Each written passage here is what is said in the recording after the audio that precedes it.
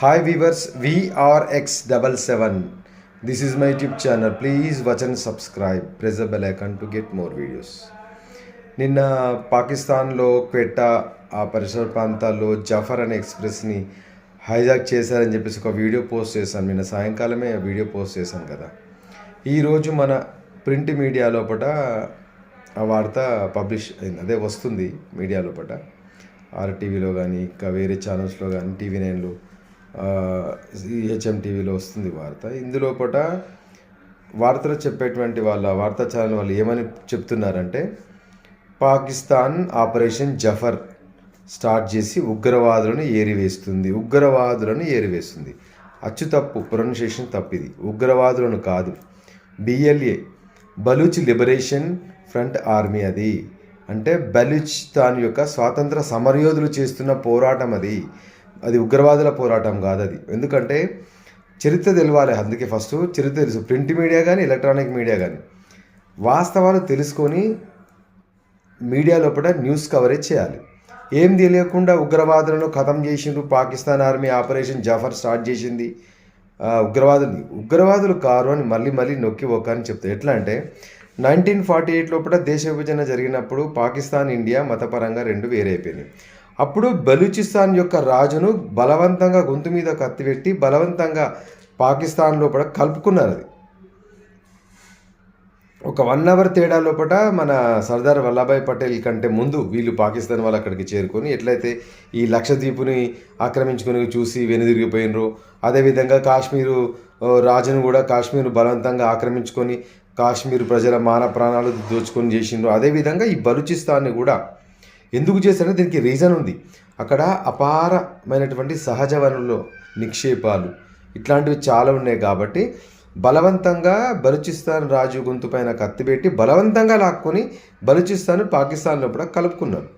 వాళ్ళు అప్పటి నుంచి అదే చెప్తూ ఉన్నారు.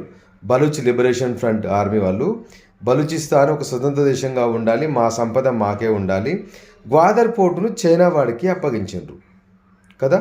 మరి ఎవడబ్బ సొమ్ము అని చెప్పేసి గ్వాదర్ పోర్టుని, బలూచుల ప్రాణాలని పాకిస్తాన్ సైన్యము ఎంతోమంది యువకులని, ఎదురు తిరిగిన యువకులని తీసుకెళ్ళి చంపి పాతిపెట్టే కొన్ని వందల మంది ఇప్పటి వరకు బలూచిస్తానీల పైన హేయమైనటువంటి చర్య వాళ్ళ మీద తీసుకొని వాళ్ళ ఎవరైతే ప్రశ్నిస్తారో వాళ్ళని ఎత్తుకెళ్ళి చంపేసి వాళ్ళకు అసలుకి అడ్రస్ లేకుండా చేశారు బలూచిస్తాన్ యువకుల్ని. ఎప్పుడే కానీ ఉద్యమం ఎక్కడ స్టార్ట్ అవుతుందంటే, పీడిత వర్గాలపైన, అణగారిన వర్గాలపైన నిస్సహాయ స్థితిలో ఉన్నప్పుడు, ఏమీ చేయని పరిస్థితున్నప్పుడు సాయుధ పోరాటం దిశగా వ్యక్తులు అడుగులు వేస్తుంటారు. ఎట్లయితే మన తెలంగాణ ఉద్యమం ఎట్లయిందో, నిజాం నిరంకుశ పరిపాలన నుంచి రావడానికి బందూకు పట్టి, ఎవరు పట్టింది ఎవరు? రైతులే కదా. రాజ్యాధికారానికి, రాజులకు వ్యతిరేకంగా బందూకు పట్టి తన యొక్క స్వాతంత్రం కోసం పోరాడినటువంటి గొప్ప చరిత్ర తెలంగాణ. అదేవిధంగా ఇప్పుడు బలూచిస్తాన్ వాళ్ళు కూడా అదేవిధంగా పోరాడుతున్నారు. విషయం తెలియకుండా మన ప్రింట్ మీడియా, మన ఎలక్ట్రానిక్ మీడియా వాళ్ళు ఉగ్రవాదులను హతం చేయడానికి పాకిస్తాన్ ఆర్మీ ఆపరేషన్ జాఫర్ను ప్రారంభించింది. ఈ పిచ్చి పుల్కాయ మీడియాలు ఈ విధంగా చెప్తారు. బలూచ్ అంటే వాళ్ళ యొక్క పోరాటం, దాని వెనుక వాళ్ళ దేశం కోసం, వాళ్ళు స్వాతంత్రం కోసం పోరాడుతున్న గొప్ప వీరులు. వాళ్ళు ఇప్పుడు కూడా స్టేట్మెంట్ 48 అవర్స్ డెడ్ లైన్ ఏమిటి తెలుసా? తెలుసుకోండి. న్యూస్ అప్డేట్ లేకుండా గాలికి ధూళికి ఈ ఎలక్ట్రానిక్ మీడియా వాళ్ళు ఇట్లా ఉగ్రవాదులు హతమని చెప్పేసి అంటే నాకు బాధ అనిపించి మళ్ళీ తిరిగి ఈరోజు రెండో వీడియో పెడుతున్నాను. బలూచ్ పోరాట యోధులు చేస్తున్న వాళ్ళు 48 అవర్స్ డెడ్ లైన్ ఏం పెట్టిండ్రు? జైళ్లలో అక్రమంగా అరెస్ట్ చేసిన మా బలూచ్ వీరుల్ని వదిలిపెట్టండి అని చెప్పారు. కానీ కోట్ల రూపాయల డబ్బు కావాలని చెప్పి అన్నారా? బలూచిస్తాన్ని వదిలిపెట్టి పోమని చెప్పి వాళ్ళ న్యాయమైన డిమాండ్లు వాళ్ళు.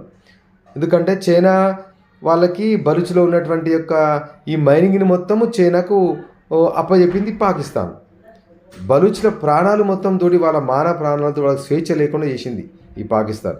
బలూచిస్తాన్ BLA చేసింది కరెక్ట్. ఇది వాళ్ళ అంతిమ పోరాటంగా భావిస్తున్నాము. బలూచిస్తాన్ కూడా ఒక స్వతంత్ర దేశంగా ఏర్పడి అక్కడ ఉన్న ప్రజలు స్వేచ్ఛ సౌభ్రతంతో హాయిగా ఉండాలని చెప్పేసి మనం కూడా కోరుకోవాలి. మనం వాళ్ళకి సపోర్ట్ చేయాలి. ఇండియన్స్ అదే ఇండియన్గా బలూచిస్తాన్ వాళ్ళు ఉగ్రవాదులు కారు. వాళ్ళు BLA Baloch liberation army front army వాళ్ళు ఉగ్రవాదులు కారు. వాళ్ళ దేశ కోసం, వాళ్ళ స్వాతంత్రం కోసం పోరాడుతున్నటువంటి గొప్ప వీరులు. గాంధీలాగా అహింస ఉద్యమం చేసుకుని ఒక చెంప చూసి ఇంకో చెంప చూపించమని రోజులు పోయినాయి. ఇప్పుడు బంధుకు బట్టి పోరాడితేనే స్వాతంత్రం ఒకడు ఇస్తే తీసుకునే భిక్షం కాదు, పోరాడి గెలుచుకునే స్వాతంత్రం.